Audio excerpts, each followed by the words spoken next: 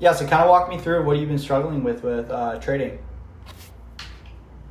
My struggles are with determining how some of my confluences are actually working or not, because sometimes I'll use them and they fail. What do you And I mean don't you're know. not getting full confirmation on your confluences? Yeah. So either fair value gaps are getting, or what confluences have you been using? Mostly struggling with liquidity sweeps. Okay, so in what way? Instead of you're catching, how, kind of explain to me more so I can get a better understanding. You're catching sweeps like this instead of, sweeps like Yes. this. I'll find a liquidity sweep and it will not be working.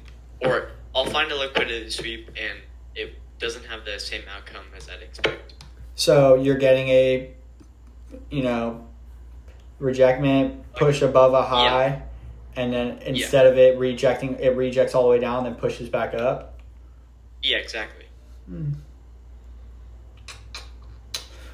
What time frame are you trading on?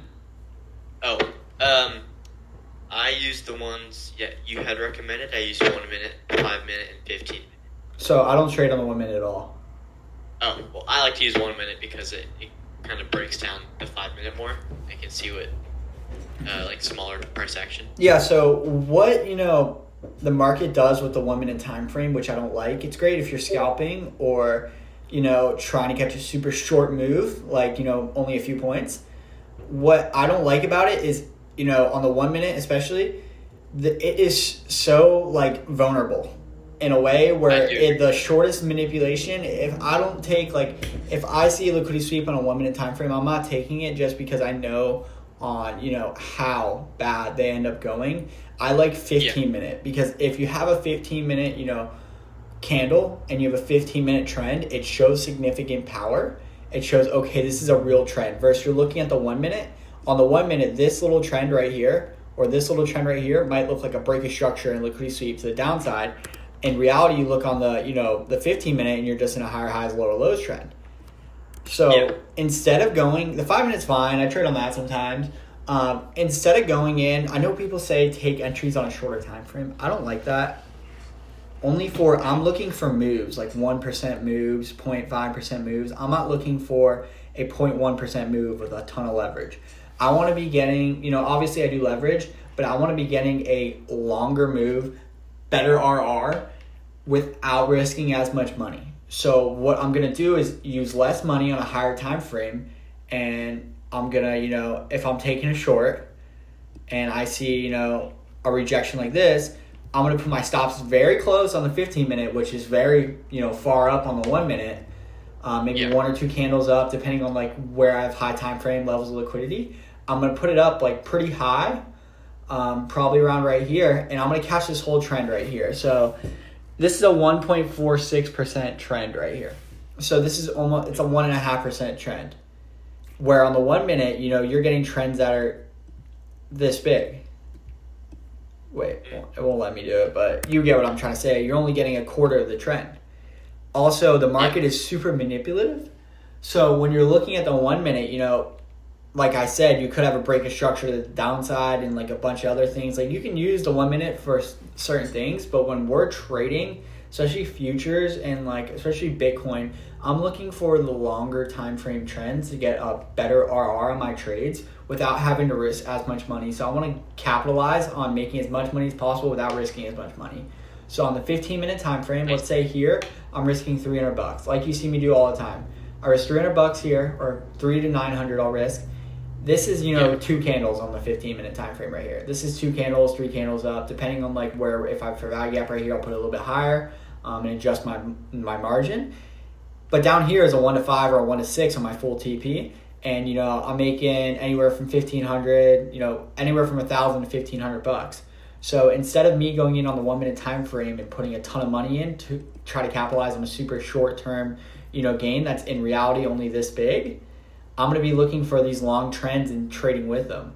Because if you look right here, like I know price action's been pretty choppy, but if you even look right here, like this is a 15 minute, like I can tell that there's a pattern of it seeking out lows and then, going up versus I look at the 1 minute, Like, Yeah.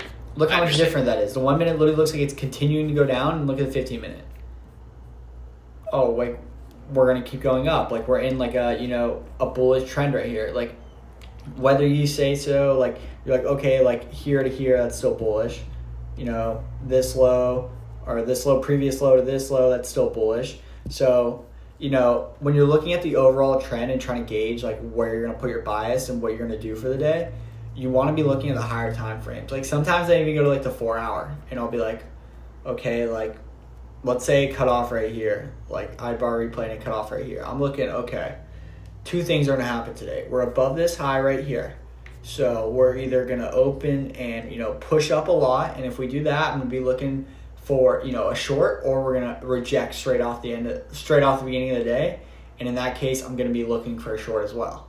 I'm not in any instance, like, from here to here, I'm not really looking for any longs. Only because let me put this better. From here up, I'm not looking for any longs because I can't gauge where the price wants to go. I don't have a top.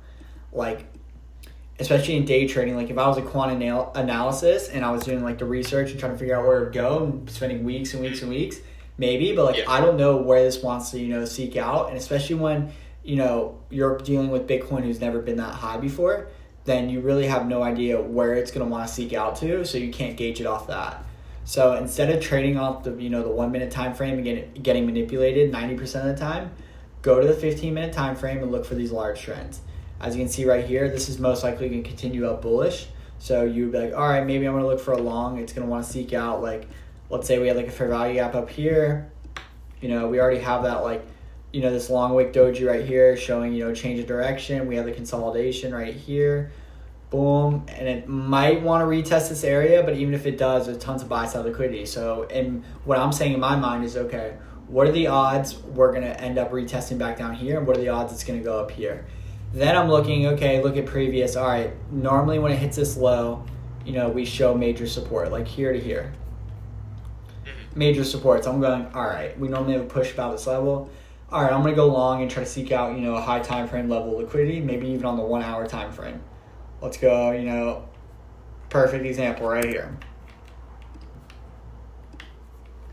For value gap right here that's been filled like a quarter way. We're going to be seeking that. So you're already pushing into that. So instead of trying to look for super short-term trades, like my trades would go on for hours sometimes. That's why I'm like, all right, guys, like we're just going to leave this here. Like if it starts moving, I'll get back on the call. But like after a couple hours, I'm like, all right, let's just call it. And we have your stop loss, take profit. Like let's just stop there. But when you are looking for the 1 minute time frame, like, yeah, you'll be able to make money quicker, but you also are going to get manipulated a lot easier. That makes sense? Yeah, that makes sense. Because, like, if you look at, like, the 1 hour is extremely bullish right now, like, huge candle, and the 1 minute's, like, going down. It's bearish. And, so instead of trying to look for those super short scalping trades, try to trade with the trend and, wait for your entry. If we're up 4% on the day, and when we're up, like, that day we hit 112 in Bitcoin, I knew I was like, all right, we're going to want to equal out halfway through the day. So I was like, I'm not setting a specific time. I don't care about the news. I'm waiting until it's going to start rejecting. It rejected from 112 to 111, broke structure. And I was like, all right, enter my trade. Caught it all the way back down to 109. Like, there's circumstances, where you're going to do that. And, like, obviously sometimes if I'm already in a trade, I'll go down the 1 minute and just watch it play out, or the 5 minute. But I'm not really doing much besides, the 15 minute. Yeah. Did you place a buy or a short position? When? During the 12,000 or 112,000. Oh, so yeah, it retested all the way up to 112. I was on the call with Zach and Garrett, I believe. No, Zach and somebody else. And I was like, yeah, like, okay, we're going to want to equal out through the day. It was probably, I don't know what time it was, but it was like somewhat midday. And I was like, all right, we're going to want to equal out this level, like, soon. And was like, all right, perfect. Yep. So I just waited for the retest and the break of structure on the 15-minute time frame. How to break a structure to the downside, with this, like a huge wick like this, but it was way longer. We wicked up like that, and then had to break a structure, and I was like, oh my God, like, this is perfect. Next candle was huge rejection, and I was like, all right, I'm going to be waiting to take my trade. Broke structure to the downside, took the trade, ended up hitting like a 1 to 10, or 1 to 8, not 12. Yeah. Yeah, so I placed a sell order. I see. So, yeah, like, if you understand a bias for the day and you want to stick to that bias, like if you're thinking, all right, I want to go long for the day and the market's extremely bearish, wait for it to equal itself out by the end of the day. You might not get a trade in, but like, you can try, but don't go against your bias. Like when I set a bias, if I say, okay, I'm going to short today and the market's going up 3%, or the market's going down 3%, then I'm like, all right, I might not be able to trade, or, I might not get into a trade, like random stuff. But I'm not forcing anything. What would happen when the market is kind of range bound? It's like stuck in an area. You mean like super terrible price action? It's kangarooing, bouncing up and down? Yeah. So the last 2 days we've had that, or day, and I have not traded with you guys for that reason. I see. So on the 1 minute, you might be like, oh my God, like this is crazy. It's just bouncing up and down. I can short here, long here, short here, long here. But in reality, you're not getting anything worthy, number one, and none of your confluences are going to get respected due to the price action being so awful. So I want to see big moves and pushes to capitalize on my gains, especially using a less amount of money, risking less, making more. That's all about trading. All what trading is risk as least as possible, make as much as possible, and minimize risk and maximize profits. I see. Okay. That makes sense? Yeah, that makes sense. All right, cool. Do you have any other questions about like anything trading related? One other, order blocks. I think you've gone over this a bunch, but what invalidates an order block? So same as the fair value gap. Once you get like a push through it, then it invalidates itself. So if it moves up, you get the order block to push down, and then it moves up and retest back into this area, and then just goes through, then you get a breaker block. Same thing. Like an FVG, it has to go back into that zone. Exactly. Yeah, exactly. Okay. Perfect. We're going to be hopping on a trade hopefully tomorrow. Unless price action's bad, then I'm not. But literally the last like 2 days, it's been so terrible. Yeah. From literally like today to like Tuesday, bro. Like we haven't had any push. We stayed in the levels of like 105 and like 103. Like we've bounced around 2,000 points on Bitcoin for 3 days in a row, which is not much at all. Bitcoin's normally so volatile. So I'm expecting either a huge sell-off or like a pump to new highs. Yeah. So this is not really related to the lesson, but what do you think about the symmetrical triangle on Bitcoin right now? I don't even... Let me see. Wait, I can just look at it on 15-minute. Well, let's see. When you mean symmetrical triangle, you mean like a bullish flag, correct? Yeah. In a way, like that's the same thing as price action. There's like 5 different words for it. Mm. That's what you mean, though, correct? Yeah, correct. Okay. Yeah, so here's the thing about that. Price action, which a lot of traders will sell you a course on just price action. Price action's only respected, 20 to 30% of the time.